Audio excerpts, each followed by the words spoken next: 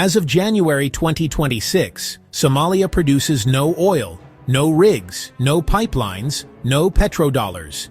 Yet this nation, long marked by instability, is now the focus of a global scramble. The world's powers are repositioning militaries and redrawing alliances, not for proven resources, but for the mere possibility of oil beneath Somalia's waters. In today's geopolitics, perception can outweigh reality. The belief in Somalia's untapped wealth has triggered a cascade of strategic moves from Washington to Beijing. These nations are betting on the future, knowing that being early is worth more than waiting for certainty. Somalia's importance now lies in what it might have, not what it does.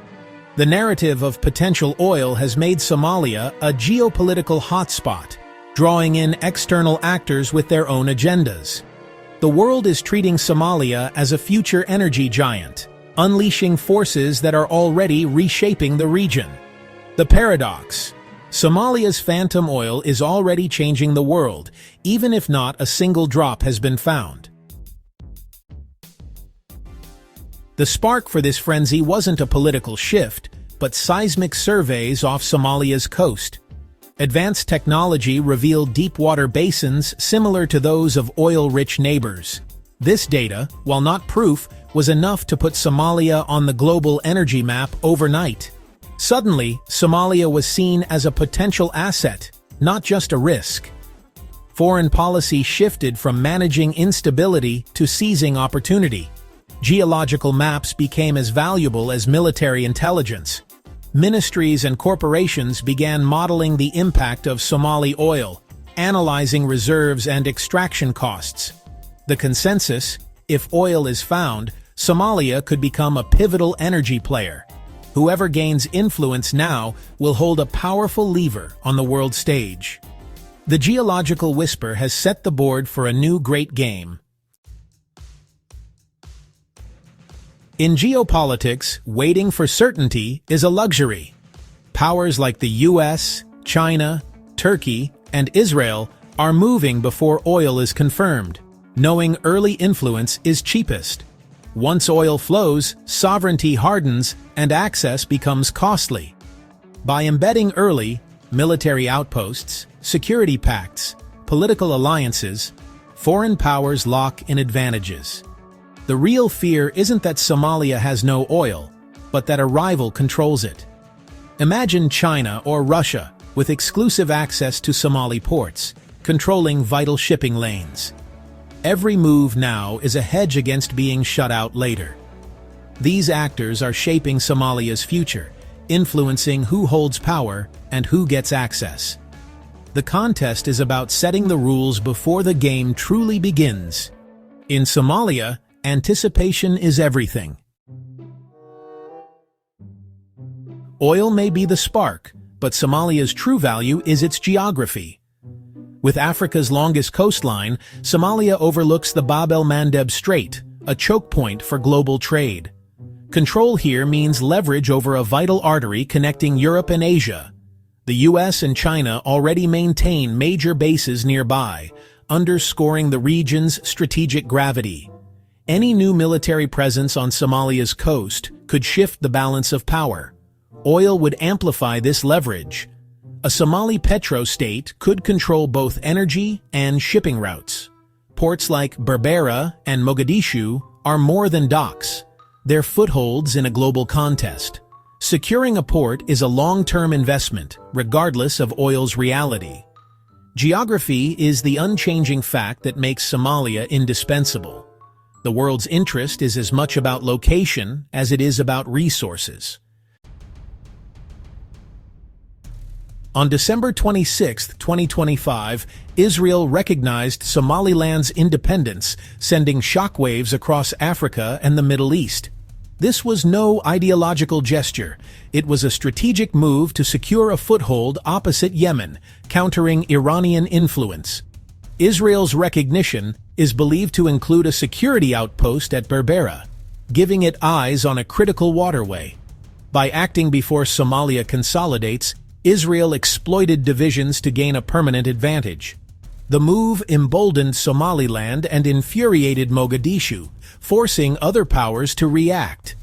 Turkey deepened its security ties with Somalia, announcing a new military base to counter Israel. Israel's gambit didn't just secure a port, it accelerated the regional competition. The great game in the Horn of Africa had a new front. Unlike Israel, the U.S. has chosen strategic ambiguity, publicly supporting a unified Somalia, but quietly hedging its bets. American energy firms explore opportunities, and Pentagon planners eye Somali ports, regardless of who controls them. Openly backing Somaliland risks alienating Mogadishu. Ignoring it cedes ground to rivals. By staying ambiguous, the U.S. keeps options open, engaging all sides and preserving leverage. This forces regional actors to court American favor, hoping to sway Washington. The U.S. plays kingmaker without committing, waiting for the best moment to act.